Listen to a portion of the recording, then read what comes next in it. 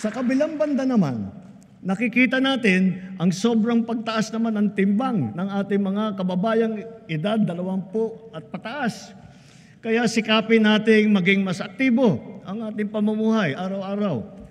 Ipalaganap natin ang mga pagsasagawa ng mga palaro, ng mga paliga, fun run, fun walk, pati mga aerobics, pasumba. Para sa mga LGU, buksan at gawing maaliwalas ang mga park at mga plaza natin kung saan makakapag-ensayo ang ating mga mamamayan, bata man o matanda. Magpatupad tayo ng mga car-free Sunday tulad ng ginagawa sa ilang lungsod na dito sa Metro Manila, sa Baguio, sa Cebu, pati sa Iloilo at Davao.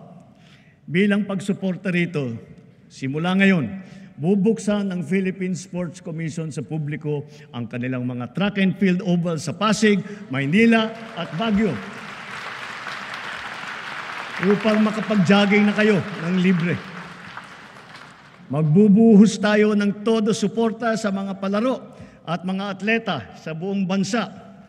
Halimbawa, ang palarong pambansa at ang Batang Pinoy Games na gaganapin sa General Santos City ngayong Oktubre. Bubuo tayo ng bagong pambansang programa para sa sports development. Uumpisahan natin ito sa paaralan pa lamang. Ibabalik natin ang mga sports club at magsasagawa tayo ng mga palaro at intrams sa lahat ng pampublikong paaralan. Naririyan na ang ating Philippine Sports Commission at saka ang PAGCOR upang tiyakin ang patuloy na pagtaguyod at pagsuporta sa ating mga programang pampalakasan ng mga atleta sa buong bansa.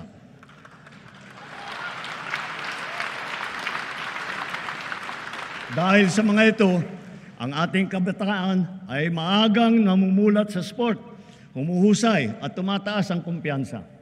Sumusunod sila sa yapak ng ating mga kampyon at world-class na athlete tulad ni Senator Manny Pacquiao, ni Heidelin Diaz, ni Kaloy Yulo, Ira Villegas, Nesty Petesio, EJ Obiena, Alex Ayala, ang Paralympian natin na sina Gerald Mangliwan, Sandy Asusano, Angel May Otong, at Ernie Gawilan.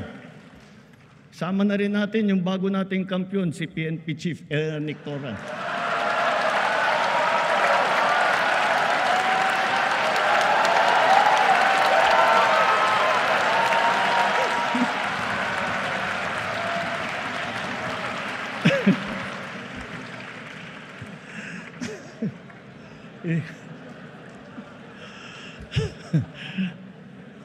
Gulat si Chief PNP. At siyempre, pati pa ang ating kampyon sa Asian Winter Games, Philippine Men's Curling Team. Akalain mo nga naman, walang winter dito sa Pilipinas. Napatunayan pa rin natin na kaya natin maging kampyon sa Winter Games. Kilalanin natin ang mga atleta na umani ng karangalan para sa Pilipinas. Hindi lamang sila nakapaghatid ng kasiyahan sa buong sambayanan, pinalakas pa nila ang ating pagmamahal sa bayan at lalo pang pinatingkad ang dangal ng bawat Pilipino.